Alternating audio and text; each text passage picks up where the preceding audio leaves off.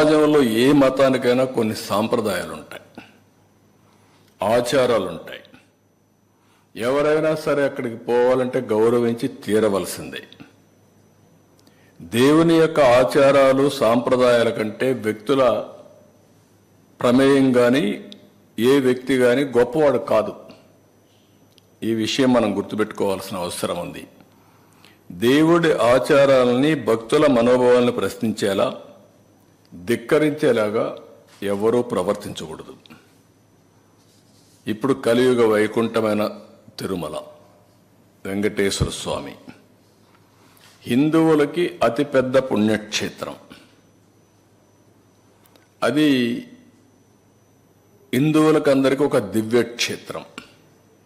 ప్రతి ఒక్కరికి ఒక కోరిక, జీవితంలో ఒక్కసారైనా వెంకటేశ్వర స్వామి దగ్గరికి వెళ్ళి దర్శనం చేసుకొని మొక్కులు తీర్చుకోవాలి అనేది ప్రతి ఒక్కరి యొక్క కోరిక. ఇవన్నీ కూడా అది మన రాష్ట్రంలో ఉండడం తెలుగువారి అదృష్టం. అలాంటి భక్తులు అత్యంత పవిత్రంగా భావించే ఈ క్షేత్ర పవిత్రను కాపాడవలసిన బాధ్యత ప్రతి ఒక్కరిపైన ఉంది. అలాంటిది ఉన్నప్పుడు అక్కడ పోయినప్పుడు నియమాల్ని, ఆగమ శాస్త్రాల్ని, ఆచారాల్ని, నిబంధనల్ని తప్పనిసరిగా పాటించాలి. అలాంటి పాటించకపోతే కొందరి మనోభావాలు కూడా దెబ్బతినే పరిస్థితి వస్తుంది. అందుకే ఈరోజు అతను మాట్లాడిన మాటలు చూస్తే నేను వెళ్తాను, అవి కరెక్ట్ కాదు. నేను హితో పలుకుతున్నా, అనుభవంతో చెప్తున్నా. నేను ఇంత మునుపుడు పోయాను, నేను ఎందుకు పోకూడదంటే, ఇంత మునుపు మీరు రూల్ వైలేట్ చేస్తే మళ్ళీ చేయాలనా? ఇంత మునుపు చట్టాన్ని ధిక్కరించి మీరు బెదిరించి లోపలికి పోతే శాశ్వతంగా అధికారం అవుతుందా? అది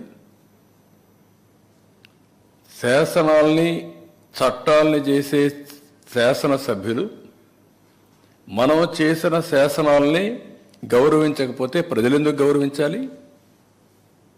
అంటే రౌడీజం చేస్తాం, ఏమైనా చేస్తాం అనే విధంగా మాట్లాడడం కరెక్ట్ కాదు. ఏదైతే ఈరోజు మాజీ ముఖ్యమంత్రి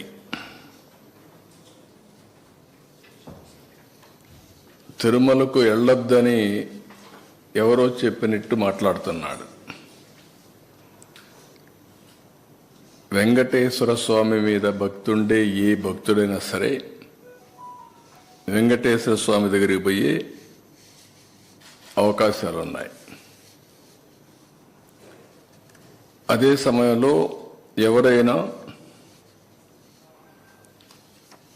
వేరే మతాలకు సంబంధించిన వ్యక్తులుంటే అక్కడ కొన్ని సాంప్రదాయాలు ఉన్నాయి. ఆ సాంప్రదాయాల్ని గౌరవించాలి. ఇది చాలా టెంపుల్స్లో ఉండే ఆనవాయితీ. ఇక్కడ ఎవ్వరు కూడా ఆయన పోవద్దని చెప్పలేదు. ర్యాలీలు, జన సమీకరణలు చేయొద్దని చెప్పాం.